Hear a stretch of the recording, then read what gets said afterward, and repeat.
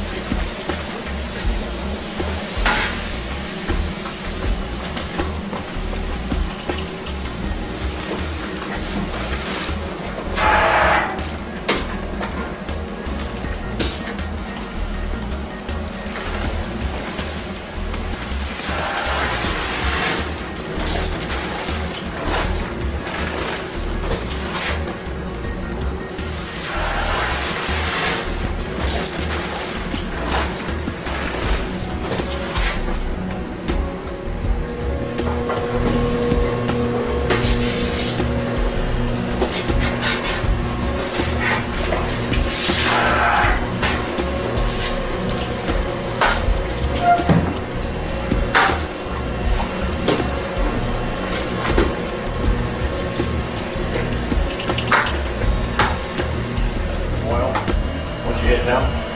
Or you can do it. What do you think about it?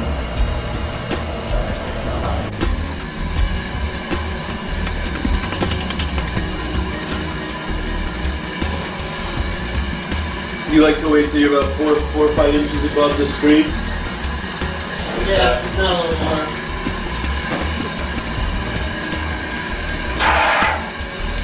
Like 4 or 5 inches because of the concave you have left. Our Rehoboth Beach Brewpub. This corner is where all the magic started in 1995. We installed a little half-barrel brew magic system in that little corner, and we've come full circle, albeit now a bigger circle, meaning we just took out our old handmade 6-barrel system, and we've installed a 2-barrel system, but a really special 2-barrel system. It's called Nano-Magic. It's a system that Sabco and Dogfish have worked on now for 2 years to build a really efficient, automated, consistent little production brewery. And right now we're mashing in to the mash tun right here. This is Brewmaster Tim doing the heavy lifting.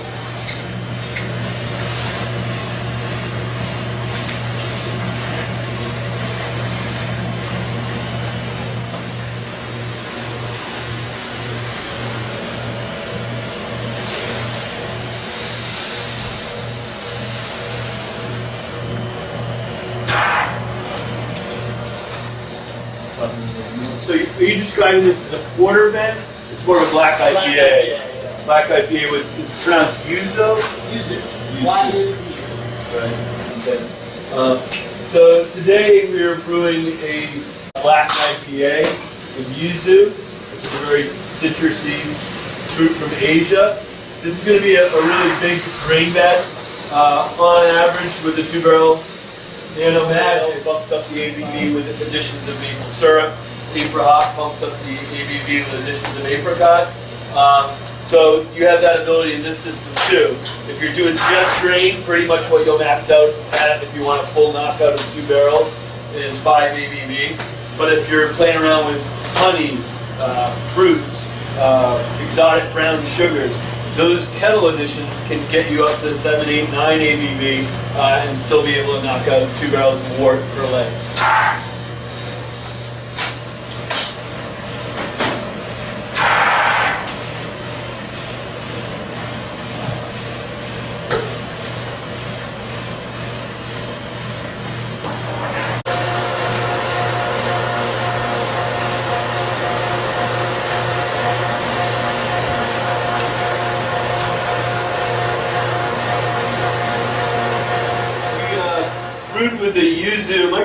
that right? Is it yuzu? Yeah, you got it. Use it. We brewed with yuzu years ago, a couple years ago, when we collaborated on a beer with our pals at the brewery, great little brewery in Orange County, California.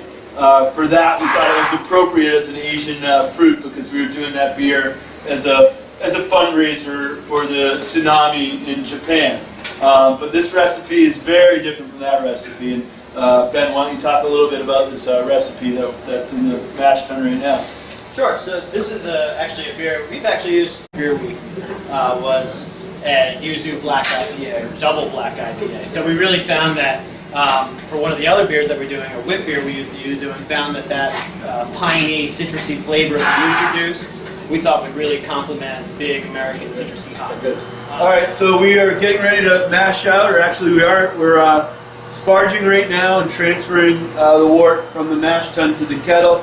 Basically, kind of overview of the Nano-Magic system. It's got a sort of monoblock, kind of a home base here, and that you can see is where you've got your automated touch screen that you're controlling valves and pumps centrally from here, and it's got a brain in it that's storing the data, talking about the recipe that you have in there and the temperature ramping that you did in different phases. So you got your mash tun, the crazy brain of the system. This is like the body of the octopus, and the different limbs are the mash tun, the hot liquor back, hot liquor tank, and of course the boil kettle.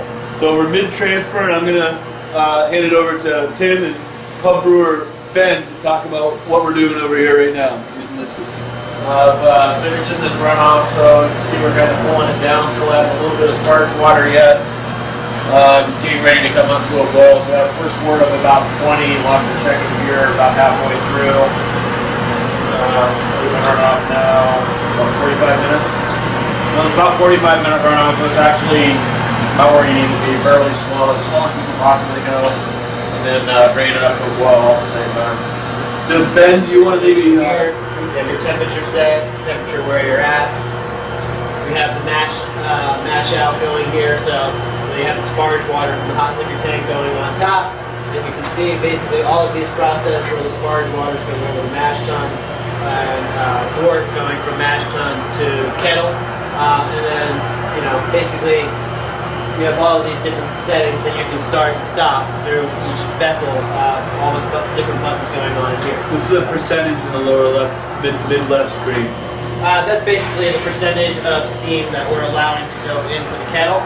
So you can set that percentage. Set it to 100.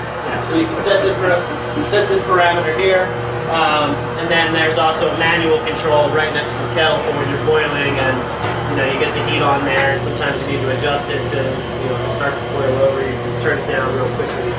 So it's got a lot of variability in the sense that you can set steam input and then manually control the valve itself as well. What about you can get deeper into sort of the pump and flow matrix on a second screen, right? Correct. I don't want to go into it now because when you switch over to the manual thing, It overrides. It overrides all of these settings. But basically, we can show you when this is done.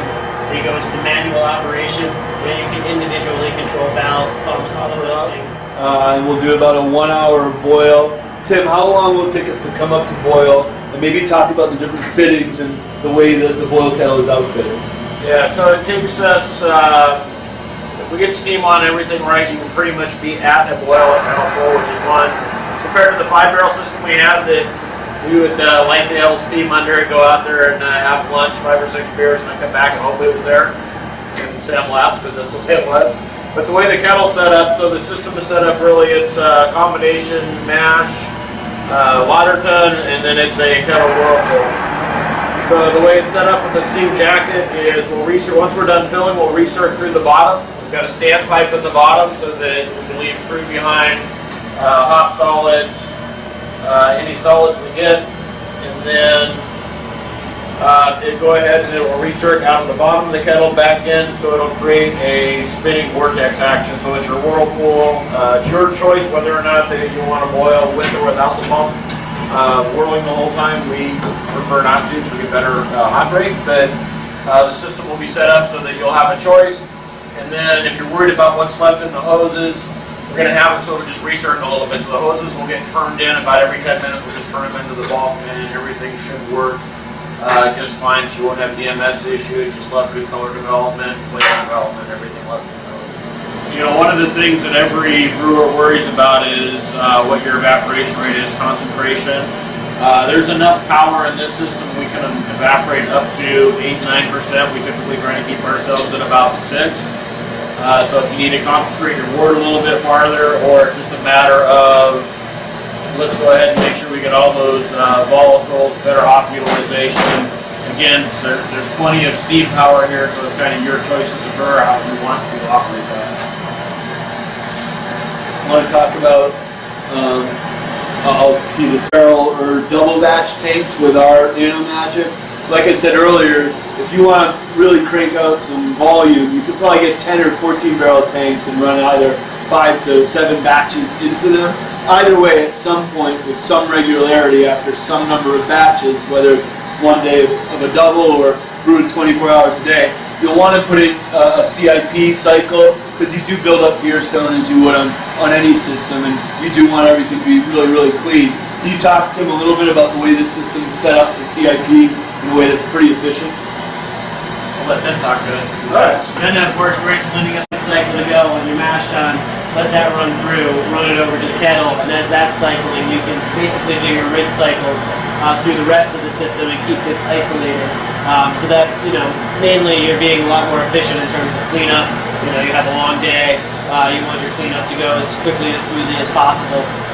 So the way that this is designed is to really enable the brewer to, you know, again, basically have several things going at once.